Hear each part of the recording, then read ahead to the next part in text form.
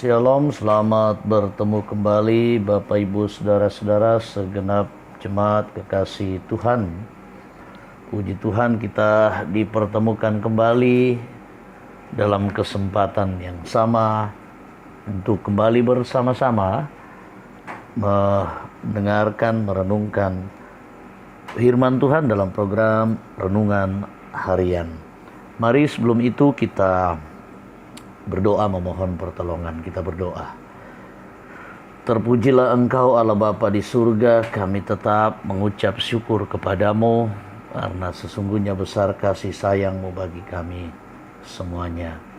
Hari ini kami kembali dipertemukan dalam kesempatan yang sama dalam program Renungan Harian. Kami siap untuk terus menggumuli kebenaran firman-Mu. Tuhan, kiranya layakkan kami saat ini untuk mendengarkan dan merenungkan. Berkati kami, ampuni kami dalam nama Tuhan Yesus. Amin. Bacaan firman Tuhan dari kitab Yeremia pasalnya yang ke-22, ayatnya yang ke-10 sampai dengan ayatnya yang ke-11, 19. Demikian firman Tuhan. Janganlah kamu menangisi orang mati, dan janganlah turut berduka cita karena dia. Lebih baiklah kamu menangisi dia yang sudah pergi, sebab ia tidak akan kembali lagi. Ia tidak lagi akan melihat tanah kelahirannya. Sebab beginilah firman Tuhan mengenai Salum bin Yosia, Raja Yehuda yang telah menjadi raja menggantikan Yosia ayahnya, dan yang telah meninggalkan tempat ini. Ia tidak lagi akan kembali ke sini, tetapi ia akan mati di tempat pembuangannya dan tidak lagi akan melihat negeri ini. Celakalah dia yang membangun istananya berdasarkan ketidakadilan dan anjungnya berdasarkan kelaliman, yang mempekerjakan sesamanya dengan cuma-cuma dan tidak memberikan upahnya kepadanya. Yang berkata, aku mau mendirikan istana yang besar, lebar, dan anjung yang lapang luas. Lalu menetas dinding istana, membuat jendela. Memapani istana itu dengan kayu aras dan mencatnya merah. Sangkamu, rajakah engkau jika engkau bertanding dalam pemakaian kayu aras? Tidakkah ayahmu makan minum juga dan beroleh kenikmatan? Tetapi ia melakukan keadilan dan kebenaran, serta mengadil perkara orang sengsara dan orang miskin dengan adil. Bukankah itu namanya mengenal aku? Demikianlah firman Tuhan. Tetapi matamu dan hatimu hanya tertuju kepada pengejaran untung, kepada penumpahan darah orang yang tak bersalah, kepada pemerasan dan kepada penganiayaan. Sebab itu beginilah firman Tuhan mengenai Yoyakim bin Yosia Raja Yehuda. Orang tidak akan meratapi dia. Aduhai abangku, aduhai kakakku, orang tidak akan menangisi dia. Aduhai Tuhan, aduhai Sri Paduka, ia akan dikubur secara penguburan keledai, diseret dan dilemparkan keluar pintu-pintu gerbang Yerusalem. Amin firman Tuhan. Tema kita, Raja yang membahagiakan rakyatnya, Datu na paparanmo to Buddha. Bapak Ibu Saudara-saudara sidang jemaat kekasih Tuhan, raja menjadi sosok pemimpin yang dihormati dan dihargai oleh rakyatnya.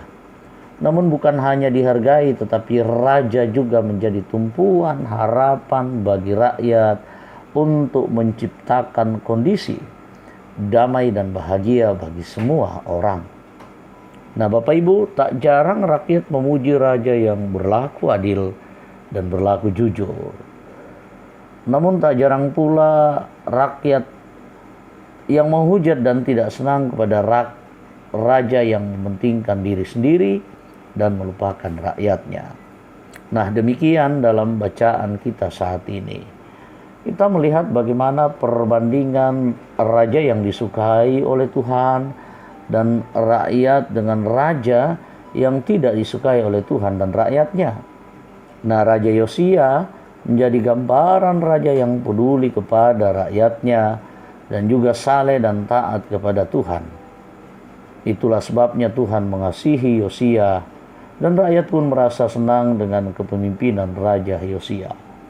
Mereka dapat merasakan damai sejahtera dan sukacita karena Raja Yosia. Namun berbeda dengan pemerintahan Raja Salum dan Raja Yoyakim. Mereka hanya mementingkan diri sendiri dan tidak peduli kepada rakyat. Mereka membangun istana dengan ketidakadilan dan menyiksa rakyatnya dengan kerja paksa. Bisa kita lihat dalam ayatnya yang ke-13. Mereka benar-benar melakukan kekejian di mata Tuhan. Mereka lupa bahwa jabatan yang mereka terima adalah alat untuk memuliakan Tuhan dengan menciptakan kebahagiaan bagi rakyatnya. Nah, pada akhirnya Tuhan menghukum mereka dengan menubuatkan kematian kepada kedua raja tersebut. Nah, Bapak Ibu, saudara-saudaraku sekalian, setiap jabatan, setiap pekerjaan yang Tuhan berikan kepada kita, baik apakah itu di gereja, di dalam jemaat Tuhan, di kantor di mana kita bekerja, di sekolah di mana kita mengabdi, di dalam masyarakat, dan bahkan juga di tempat-tempat yang lain, hendaknya kita pakai untuk memuliakan Tuhan.